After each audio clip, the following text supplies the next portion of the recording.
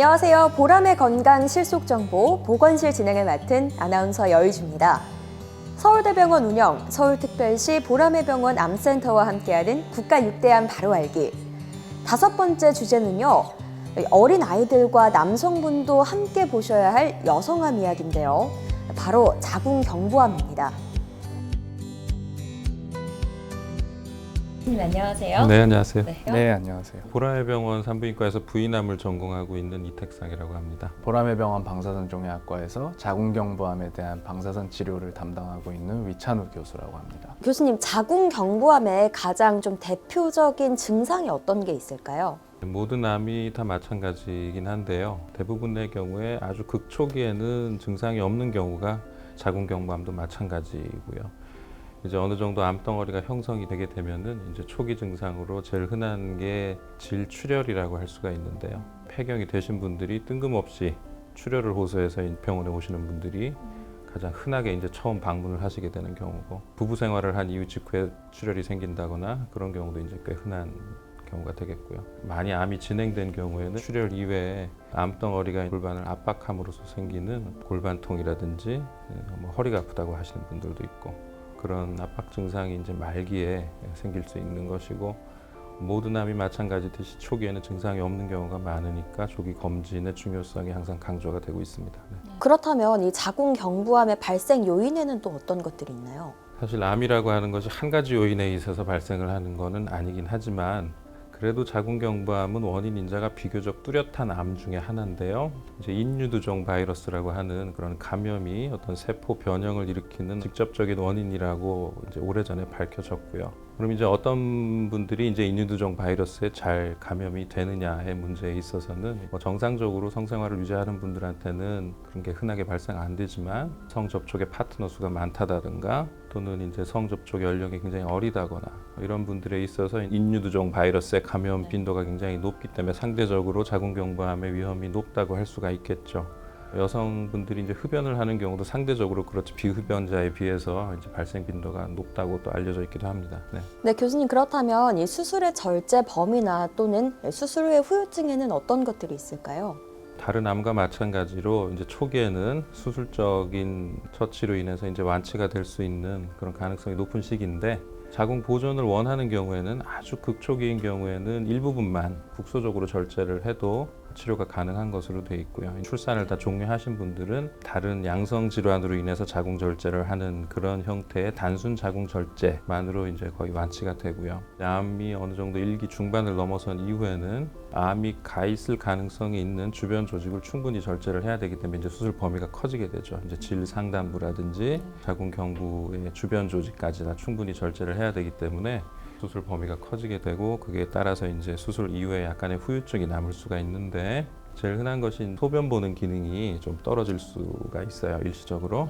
그것도 이제 대부분 수개월 이내에 이제 정상적으로 회복이 되긴 하지만은 그런 것들이 이제 제일 힘드신 부분이고, 신경 손상이라든지 피부 감각 이상이라든지 이런 것들이 이제 수술로 인한 경미한 후유증이라고 할 수 있고, 수술 이후에 어떤 치명적인 장애를 가질 정도의 그런 심한 부작용은 그렇게 흔한 편은 아닙니다. 자궁경부암이 암종 중에는 좀 유일하게 예방 백신이 있다고 하는데, 네. 이 예방 백신에 대해서 조금 설명해 주실 수 있으실까요? 백신이 상용화가 된 지가 거의 10년이 훌쩍 넘었죠. 많은 젊은 여성분들도 적극적으로 본인이 백신 접종을 하겠다고 오시는 분들이 이제 점점 많아지고 있는 상황인데, 백신이라고 하는 건 뭐 다른 백신도 마찬가지지만은 병을 일으키는 바이러스 유전자들을 다 제거를 하고, 그 바이러스에 해당되는, 쉽게 말하자면 껍질, 캡시드 프로틴이라고 하는 그 바이러스의 껍질만으로 이제 만들어서 그거를 이제 우리 몸속에 주입을 해줌으로써 항체를 형성하게 하는 그런 원리로 만들어 놓은 것이죠. 지금 현재 예방률이라고 한다면 3회 접종으로 되어 있는데요. 거의 한 80-90% 정도까지 내가 자궁경부암으로부터 자유로워질 수 있다라고 기대를 할 수 있는 것이고요. 아직까지는 그런 어떤 인식의 부족 때문에 많은 여성분들이 접종을 하고 있지는 못한 상황이라고 파악이 되기 때문에, 자궁경부암을 치료하는 의사 입장에서는 좀 더 많은 여성분들이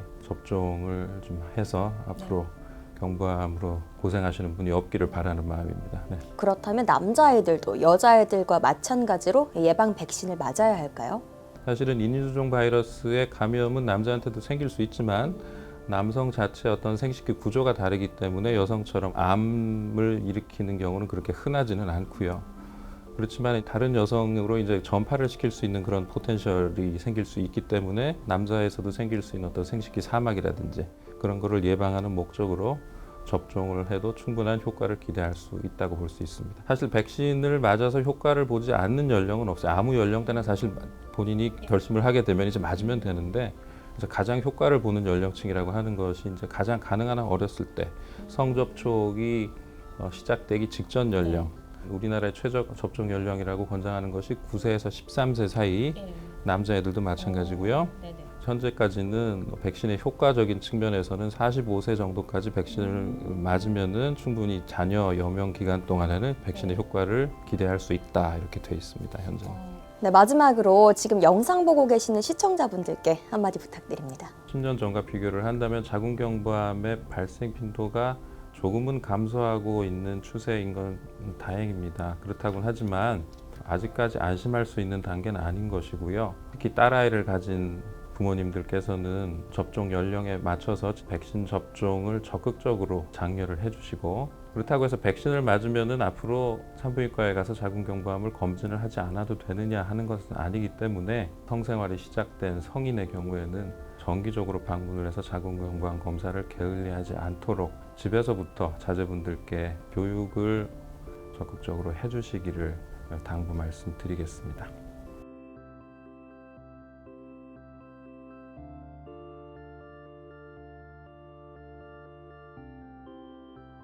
환자들이 어떤 상태일 때 방사선 치료를 받게 되는지 좀 궁금해요. 다양한 경우가 있을 수가 있는데 치료하는 목적에 따라서 크게 세 가지로 나눠볼 수가 있습니다. 수술과 마찬가지로 병을 뿌리 뽑기 위한 근치적 목적으로 방사선 치료를 시행하는 경우가 있고, 일반적으로는 원격 전이가 없으면서 크기가 조금 크거나 아니면 림프절 전이가 동반된 환자들에서 항암 치료와 함께 시행을 하게 되고, 두 번째 목적으로는 수술 후에 재발의 위험이 높다고 판단되는 환자들에서 재발을 방지하기 위해 수술 후 방사선 치료를 시행하는 경우가 있고, 또 세 번째 경우로는 통증이나 어떤 출혈을 유발하는 병변이 있을 때 그 증상만을 해결하기 위해서 치료를 하는 고식적 목적의 방사선 치료가 있습니다. 그 이외에도 최근에는 원격 전이가 있는 경우에도 3개나 5개 이하의 병변만 있을 경우에는 그 병변들이 다른 전이의 씨앗이 될 수 있기 때문에 그거를 뿌리 뽑기 위해서 방사선 치료를 시행하는 경우도 점점 증가하고 있고,